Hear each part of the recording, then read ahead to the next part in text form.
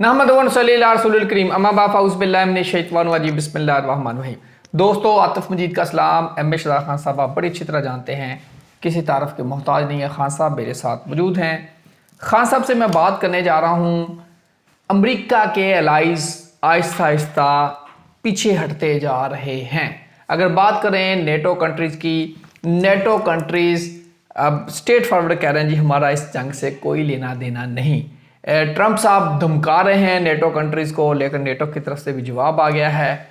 और जिसके बाद वो नेटो जो 49 में बना था 1949 में, वहाँ से अब अमेरिका के लिए मुश्किलात पैदा होना शुरू हो गई हैं। आपने होल्म्स खुलेगी नहीं खुलेगी, ये जंग किस तरफ जाएगी, 18वां रोज़ ये रुख किस तरफ इख्तियार करेगा, यही बात करेंगे एम ए शहजाद खान साहब से। अस्सलाम वालेकुम खान साहब, कैसे हैं आप? ठीक हैं? वालेकुम अस्सलाम, बिस्मिल्लाहिर्रहमानिर्रहीम, इन्नल्लाह यअमुरु बिल अदली वल ihसान। बेशक अल्लाह हुक्म देता है इंसाफ करने का और एहसान करने का। अल्लाह पाक का बड़ा करम, शुक्र अल्हम्दुलिल्लाह। खान साहब, इस जंग ने पूरी दुनिया को हिला दिया है और पूरी दुनिया की मईशत बैठती जा रही है। अरबों करोड़ों रुपए जो ख़ास तौर पे अमरीकी और यूरोपीय जो मार्केटें हैं वहाँ गिर रहे हैं। पाकिस्तान, इंडिया, पूरी दुनिया लपेट में आ चुकी है। ये पूरी दुनिया के लिए एक तरह से थर्ड वर्ल्ड वार हो चुकी है।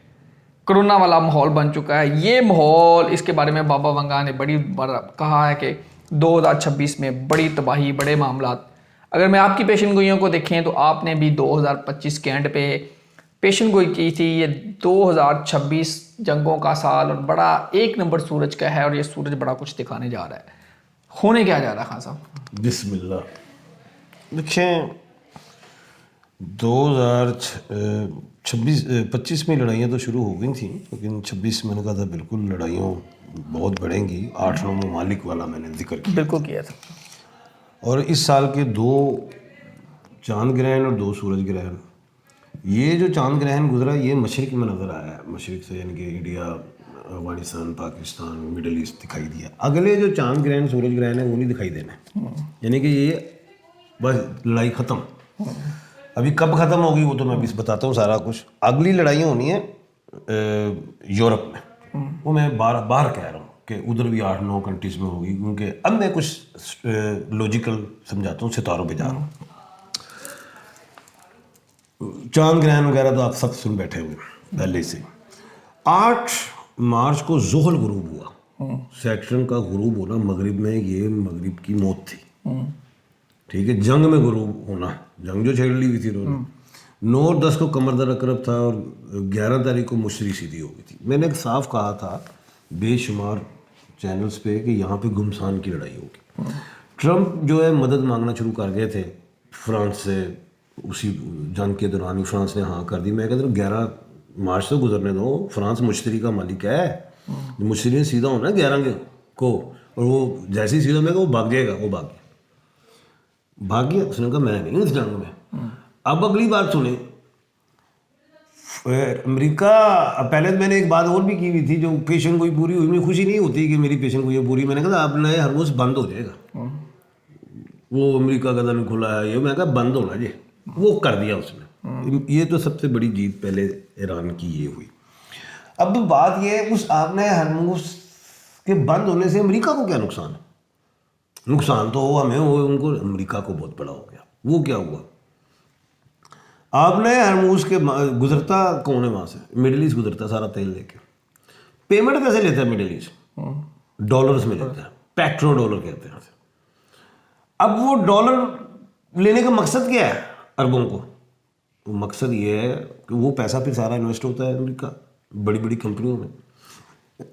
ईरान ने साफ किया दिया, मैंने कहा था कि 14 मार्च को जो मरकरी राइज होगी ना, पैसे की लड़ाई पता चल जाएगा। हुआ 14 के बाद ही आई बात, हो गया 78 की आई। बिल्कुल। उसने कहा, ईरान ने कहा युआन में पेमेंट जिसने देनी है वो गुजार ले, और जो अमेरिका का इत्तेहादी नहीं गुजरेगा। अब अमेरिका के इत्तेहादी कौन है? एक तो नेटो, और G7 क्या है? वो भी सारे वही 7 कंट्री। उन्होंने G7 ने तो एक किस्म का इनकार ही कर दिया। वो जिन्होंने इनकार किया वो तो G7 के मेंबर भी तो है, नेटो। अब सट क्या हुआ है, मैंने पेशन कोई की थी कि 14 के बाद, क्योंकि सूरज जो है 14 को वो ट्रांजिट कर गया है पाइसिस में, बार बार कहा है मैंने कि ट्रंप जो है डॉलर नेम के एतबार से पाइसिस के मालिक हैं, और वो मुश्तरी सारा जब सीधा होगा तो ट्रंप को होश आ जाएगी मुझसे गलती होगी। हिलरी क्लिंटन ने तो पहले कह दिया था कि उसको ना लाओ, ये तो जंगे करवा देगा, साफ कहा था। अब बात ये है कि 14 को जब सूरज वो मुश्तरी सीधी हुई, ट्रंप को होश आ गई, वो मेरे को गलती होगी, उसने कहा मैं तो अकेला रह गया हूँ, हमारा लाखों रुपए का एक मिसाइल होता है, ईरान का हज़ारों का होता है, हम उस हज़ारों वाले मिसाइल के रोकने के लिए लाखों का मिसाइल रोक देते हैं। अरबों से रुपया ले गया था, अरब सोच रहे कि हमारी हिफाजत की, मिजाने कहा था ये मारेगा आके, तुम्हारा ही पैसा तुम पे ही ठोकेगा। वो तो चलो हो गया, वो पैसा मुक गया, अब तो अमेरिका का अपना लग रहा है। जहाँ जहाँ अड्डे थे वो भी खाली, वो एक कोरिया से भी उसने उठाया, इसराइल भेजो, यानी कि वो बढ़ गया था। अच्छा, अब बात जो है असली वो ये है कि सूरज और मंगल ये बैठे हुए थे एक्यूरियस में, तबाही लाए। सूरज का मालिक कौन इस साल का? मैंने कहा था इस साल का बादशाह सूरज है, मशरिक से निकलेगा, मगरिब में ग्रूब होगा। ट्रंप अपने आप को सूरज भी समझते थे कि मैं लॉर्ड हूं। उन्होंने पहले शो भी कराया कि मैंने वेनेजुएला को काम डाला है, अब वो सदर भी लेगा उठा कर, मेरे बगैर परिंदा भी पर नहीं मार सकता। वो लॉर्ड के चक्कर में सूरज के मालिक। सूरज ट्रांजिट हो गया है 14 को, कहां पे आ गया? ट्रंप के अपने हाउस में, यानी कि ट्रंप बैक मार गए। मैंने कहा 14 के बाद ये बयानिया बना लें तो निकल जाए। बयानिया आज उन्होंने दे दिया, कल दिया उन्होंने। क्या दिया? हमने सारे बहरी जहाज भी तबाह कर दिए, फजाइया भी खत्म कर दी। ईरान कहता है आओ तो सही, गुजर के तो दिखाओ। वो कहते हैं कि जी सारे मेरे साथ हों, सारों ने इनकार कर दिया। ट्रंप हो गए अकेले। अब वो एक्यूरियस में बैठा हुआ मंगल अकेला। कौन बैठा हुआ? मंगल किसका मालिक? नेतन्याहू भी और इसराइल का भी। अब वो मंगल को अब खड़ा रहना पड़ेगा अकेला, क्योंकि उसने तो तैयार किया था, बेवकूफ बना दिया ट्रंप को, लड़ाई में ले आया जो 30 साल से नहीं मना सका किसी को। ट्रंप पहले टेनोर में भी नहीं माने थे, इस दफा ट्रैप हो गए। अब ट्रंप गए हैं भाग, वो बयानियां ढूंढ रहे हैं। अब ये नहीं कि वो असला लेके निकल जाएंगे, ऐसे नहीं। अब वो अपने आराम रहम से फौजी निकल ले जाएंगे, फसले उसले यहाँ पे तबाह हो गए, नकारा हो गया, ईरान ने कर दिया। अब नेतन्याहू को नहीं छोड़ेगा ईरान, इजराइल को नहीं छोड़ेगा ईरान। क्यों? ये जो नेतन्याहू है, या उसका अगर वो पत्नी है भी, ये नहीं भी है, लेकिन उसके पीछे कोई तो होगा। 3 अप्रैल तक ईरान जो है इजराइल को ठोकता रहेगा, मारता रहेगा। क्यों? 2 अप्रैल को मरीख भी ट्रांजिट कर जाएगा। कौन ट्रांजिट कर जाएगा? नेतन्याहू या उसके जो भी हवारी हैं। बस कोई थर्ड वर्ल्ड वार नहीं होने जा रही। चैलेंज 20 मार्च को मरकरी सियारा सीधा होगा, रेक्टोग्रेड है। एशिया के सारे लोग एक सफ पे इकट्ठे हो जाएंगे। एशिया के सारे लोग एक सफ पे इकट्ठे हो जाएंगे और कहेंगे चौधरी साहब तुसी बार ठीक हो, चौधरी हो, बुढ़े हो गए हो। 26 मार्च को मरीख सियारा राइज हो रहा है ईस्ट से। ट्रंप ने कोई और बात कर दी नेगेटिव या कोई हरकत की, पूरा एशिया बयान दे देगा चौधरी साहब ताड़ी चुदाड़ मुक गई है, भारत नए वर्ल्ड ऑर्डर आएंगे। पेशन गोई, कोई थर्ड वर्ल्ड वार नहीं होने जा रही, पेशन गोई। 1991 के बाद अमेरिका सुपर पावर, 2026 में अमेरिका की सुपर पावर खत्म, रशिया दोबारा सुपर पावर बनेगा। क्योंकि पहले 1991 से पहले रशिया था। चाइना नहीं बनेगा, चाइना बब्बर शेर ही रहेगा। बात कीजिए। अच्छा। अब एक बात और बताता हूं बड़ी अहम पेशन को, सुनने वाली बात है। 17 मार्च क्या है दिन? 17 को क्या है? आज ही है मंगल। अब मंगल है भी है आज, ये तो हो गया, आज मंगल है। मंगल 17 मार्च मंगल। ये 17 डिजिट किसका है? जोहर का गुरु हुआ है। 1 और 7 8 का जो डिजिट बनता है वो तबाही का होता है। पाकिस्तान भी आज बड़ा मारेगा ईरान अफगानिस्तान को। आज 17 तारीख को बड़ी घुमसान की लड़ाई है, कल है 18। 1 और 8 क्या होता है? 9। ये किसका नंबर है? मंगल का। दिन क्या है? बुध। पैसे की लड़ाई कल फिर ठा ठा ठा ठा ठा ठा ठा ठा ठा बातें होंगी तेजी से। उसके बाद है 19 मार्च। 1 और 9 क्या है? 10। सिफर निकाल लो 1। किसका है? सूरज। मान लिया जाएगा कौन है चौधरी। घुमसान की लड़ाई तो है।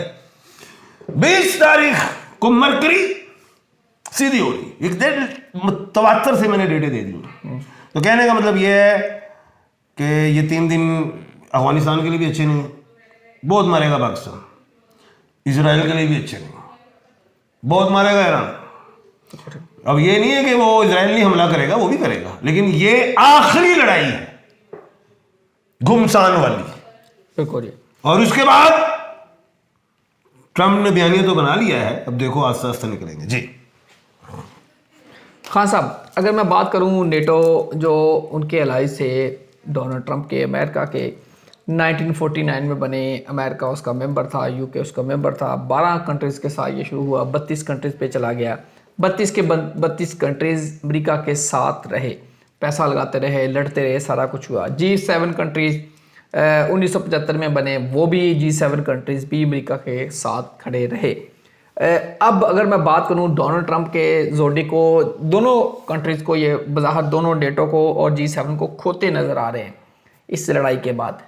मैं अगर बात करूं डोनाल्ड ट्रंप जिनकी डेट ऑफ बर्थ 14/6/1946 थी और उसमें ग्रहण के वक्त उनकी पैदाइश हुई थी, और जब उनका ओथ हुआ था 20/1/2025, उस वक्त से लेके डोनाल्ड ट्रंप ने पूरे अमेरिका को झंझोड़ के रख दिया। कभी किसी से लड़ाई, कभी टैरिफ पे लड़ाई, कभी किसी को धमकियां, कभी किसी को पैसा भी लेके आ रहा था। क्या अब ये पैसा सारा वापस जाने जा रहा है अमेरिका का? देखिए, बात यह है कि अमेरिका दुनिया में सबसे ज़्यादा मकरूस मुल्क है और पैसे लेके वापस भी नहीं देता, और चाहिए तो देता। अब अमेरिका को पैसा कोई नहीं देगा, एक तो ये सेटबैक। दूसरा नुकसान हो गया है अमेरिका को बहुत बड़ा, वो जो ईरान अब तेल नहीं जाने देगा इत्तेहादियों को, वो कहेगा युआन में पेमेंट करें। दूसरा बड़ा नुकसान, कंपनियां निकल जाएंगी, ये अरबी निकल जाएंगे। अरबी जितने भी हैं अरब कंट्रीज़, वो अमेरिका पे इत्मीनान नहीं करेंगे। और सबसे बड़ी बात, पहली तो यूरोप भी अब इत्मीनान नहीं कर रहा, क्योंकि यूरोप के साथ भी हाथ हो गया। ग्रीनलैंड की तड़ियाँ लगाते रहे, जो बताया मैंने। इनके अमेरिका जो है, मैंने तो इतनी बड़ी पेशन कोई कर दी है, इस अब तो आपको सवाल ही नहीं बनता ये। मैं कहा वो तो सुपर पावर खत्म हो जाएगा, अब तो रशिया बन जाएगा। बिल्कुल जी, सुपर। अब एक सवाल का जवाब मैं देता हूं जो आपके ज़हन में नहीं आ रहा, मैं बताता हूं आपको। अभी इत्तेहादी जो थे अमेरिका के, या ये कह लें कि जो अमेरिका जिस पे उम्मीद लगा रहा था कि मेरे साथ लड़ाई में शामिल हो, आप नए हरमूज खोले, चाइना के आगे वो गिड़गिड़ा रहा है। 90% वो कह रहे हैं तेल इनका चाइना का वहां से आ रहा है। अच्छा, चाइना से गिड़गिड़ा रहा है वो, चाइना ने इनकार। जापान जिस पे उसने हिरोशिमा बम्बार्डमेंट की थी, जापान को भी गुस्सा आ गया हुआ है। चाइना किसका मालिक है? पाइसिस का, जुपिटर का मालिक। वो सितारा सीधा हो गया हुआ है, मुश्तरी सितारा। चाइना नहीं आता अमेरिका की बातों में। जापान किसका मालिक है? कैप्रिकॉन का। और जर्मनी कैप्रिकॉन, जनूबी कोरिया कैप्रिकॉन, ये 3 जीम लगे। अब कैप्रिकॉन के हाउस को देखें, उसमें तो स्टार ही कोई नहीं बैठा हुआ, यानी कि वो भी नहीं आ रहा। किसके जाल में? अमेरिका के। अब सुने, ऑस्ट्रेलिया और इंग्लैंड, ये किसके मालिक है? वो एरीज के हैं। अब एरीज के हाउस को जब देखते हैं, उसमें भी कोई प्लेनेट नहीं बैठा हुआ, वो भी जाल में नहीं आया। अब फ्रांस को देखें, फ्रांस किसका मालिक है? सेक्रेटेरियस का, और जुपिटर उसका सीधा हुआ है, और उसके हाउस में भी कोई सितारा नहीं बैठा हुआ, यानी कि ट्रंप फेल हो गए। सोए बयानिया बना के निकल जाए, नहीं तो मिड टर्म इलेक्शन से भी गए। मिड टर्म इलेक्शन से भी गया। इस पे मजीद आने वाले अगर ये भागे ना तो आने वाले वक्त में मजीद इस पे बात करेंगे। आतिफ मजीद, रमेश साहब खान सबको दीजिए इजाज़त। अल्लाह हाफ़िज़। पाकिस्तान जिंदाबाद। जिंदाबाद।